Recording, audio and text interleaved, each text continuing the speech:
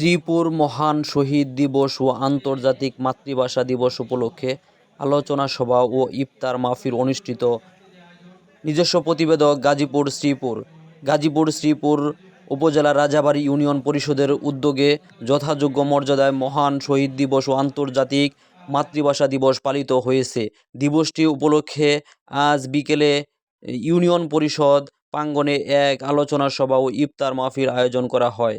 Rajabari union পরিষদের প্রশাসক doctor Mohammad Golam Murshed Murad এর সভাপতিত্বে উপস্থাপনা করেন সেলিম রেজা। অনুষ্ঠানে বিশেষ অতিথি হিসেবে উপস্থিত ছিলেন মোফাজ্জল হোসেন, মোহাম্মদ শাহীন, শাহানুর সরকার, অ্যাডভোকেট মহিদুল ইসলাম নয়ন, আক্তার সর্দার, কাজিম উদ্দিন, স্থানীয় গণ্যমান্য ব্যক্তিবর্গ উপস্থিত ছিলেন।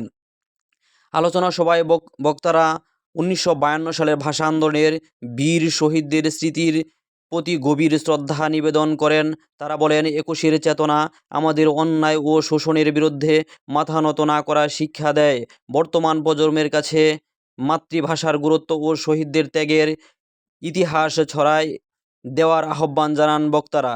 এবছর 21শে ফেব্রুয়ারি পবিত্র মহান মাসের মধ্যে হওয়া ভাষা শহীদের আত্মার মাগফিরাত কামনা বিশেষ দোয়া ও ইফতার মাহফিল আয়োজন করা হয়।